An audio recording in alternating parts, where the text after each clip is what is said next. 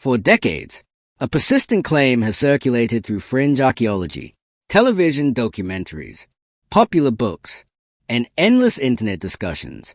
The claim sounds simple and dramatic that the ancient Egyptians could not have built the Great Pyramid of Giza using the technology available to them around 2500 BCE. According to this narrative, the pyramid is too large, too precise, too mathematically sophisticated, and too perfectly aligned.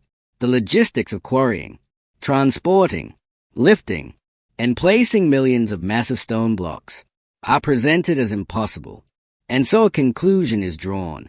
If conventional archaeology cannot explain every detail, then conventional archaeology must be wrong. And if humans couldn't have built it, then someone else must have. Aliens, a lost advanced civilization, unknown technologies, anti-gravity, advanced cutting tools. This idea is often framed as open-minded thinking, but in reality, it is the exact opposite, because it replaces evidence with imagination, and it dismisses human capability, while pretending to expand it. When we actually examine the archaeological, engineering, and historical evidence, the conclusion becomes unavoidable. The pyramids were built by humans, specifically by ancient Egyptians, using Bronze Age tools, human labor, careful organization, and extraordinary patience. Every so-called mystery has a reasonable explanation. Every claim of impossibility comes from misunderstanding, exaggeration, or incorrect assumptions, and the alien hypothesis adds nothing except speculation. Let's begin with a claim most often presented as impossible: precision. The Great Pyramid is aligned to the cardinal directions with extraordinary accuracy. Its sides deviate from true north by only a few arc minutes. This is impressive, but impressive does not mean impossible, and it certainly does not require advanced technology. The idea that precision demands modern tools is a modern misunderstanding. Ancient people did not need GPS. They did not need satellites. They did not need lasers. What they needed was time, clear skies, careful observation, and simple tools. By observing the movement of stars around the celestial pole, by tracking the rising and setting positions of stars over repeated nights, or by observing the shadow of a vertical pole cast at different times of day, ancient surveyors could determine true north with remarkable accuracy. These methods are not speculative. They are historically documented. They are mathematically sound, and they have been experimentally replicated. In modern times, what matters here is repetition, patience, and discipline, not advanced machinery. And here is something rarely mentioned. The pyramid's alignment is not perfect.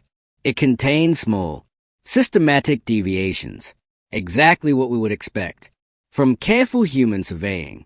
If the pyramid had been built using super advanced technology, we would expect flawless perfection. Instead, we see the subtle fingerprints of human work. The same applies to the pyramid's square base. The sides are nearly equal in length, with differences of only a few centimeters, across distances of more than 230 meters. That is not magic. That is careful measurement. Ancient Egyptians used standardized units, like the royal cubit. They used stretch ropes, wooden rods, and diagonal measurements to check squareness. These are simple tools, but when used carefully, they produce excellent results. And once again, those tiny imperfections matter. Perfect machines produce perfect symmetry. Humans produce outstanding work, with small variations. The Great Pyramid shows exactly that. Now let's talk about the claims of advanced mathematics. You will often hear that the pyramid encodes the value of pi, the speed of light, or the dimensions of the earth. These claims sound convincing until you understand how they are constructed. They rely on selecting specific measurements, converting them into modern units that the Egyptians never used, rounding numbers generously, and searching for ratios that resemble known constants. This is numerology, not evidence. If the ancient Egyptians had intentionally encoded advanced constants, we would expect clear documentation, explicit explanations, consistent use across monuments. Instead, what we actually find in Egyptian mathematical texts is practical mathematics, fractions, areas, volumes, slope calculations. The mathematics builders actually need. The appearance of pi emerges naturally when you choose a stable and structurally sound pyramid slope. Coincidence does not equal intention, and with that understanding, we can now move forward to the next major claim. Now let's address the stone fitting claims. You've probably heard this before. The stones are so perfectly fitted, you can't slide a piece of paper between them. This statement is exaggerated. Some areas, especially fine masonry and internal chambers, do show extremely tight joints. Other areas show visible gaps. And mortar, yes, mortar exists. Precision varies by location, depending on structural and visual importance. That is exactly what we expect from real construction. The idea that no mortar was used is simply false. As for cutting the stone, copper tools alone were not doing all the work. Abrasive sand did the cutting. Copper holds the abrasive, and the sand grinds the stone. This method works extremely well on limestone and even on granite, though more slowly. Experimental archaeology has repeatedly shown that these tools reproduce the same marks found on pyramid stones. Slow does not mean impossible, especially when thousands of workers are operating in parallel over decades. Now let's confront the most emotionally powerful argument: logistics. People love to say, the Great Pyramid contains around 2.3 million blocks, built in roughly 20 years. That means one block every few minutes, non-stop. This calculation is deeply misleading. It assumes one team, working sequentially, placing blocks one at a time. That is not how construction works. The pyramid was built in horizontal layers. Multiple teams worked simultaneously across the entire structure. Instead of one team placing a block every few minutes, hundreds of teams worked in parallel.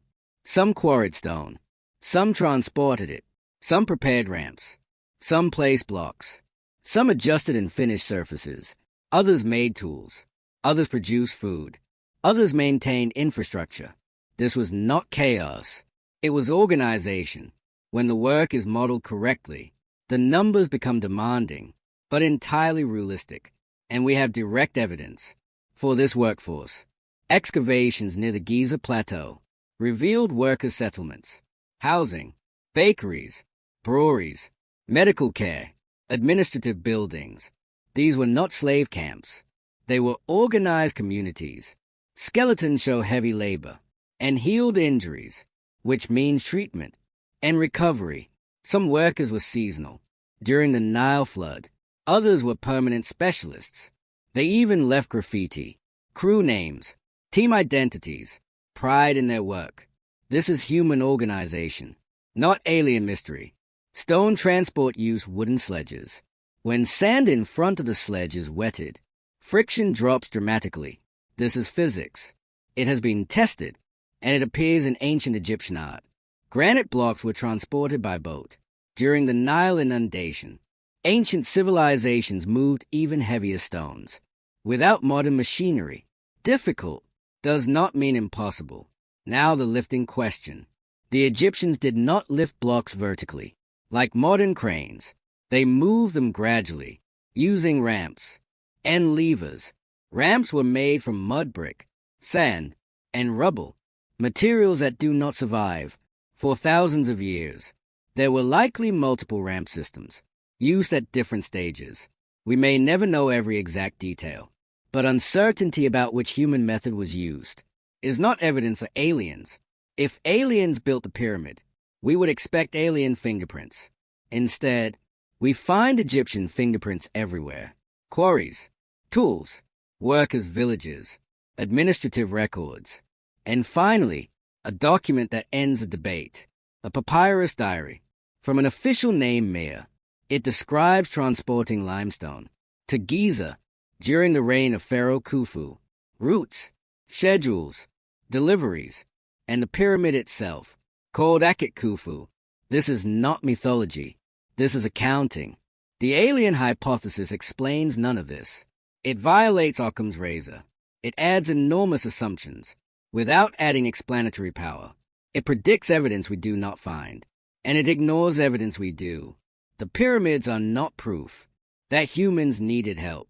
They are proof of what humans can achieve: organization, knowledge, persistence. The real story is more impressive than aliens, because it's true. The Great Pyramid was built by humans, and the evidence is overwhelming.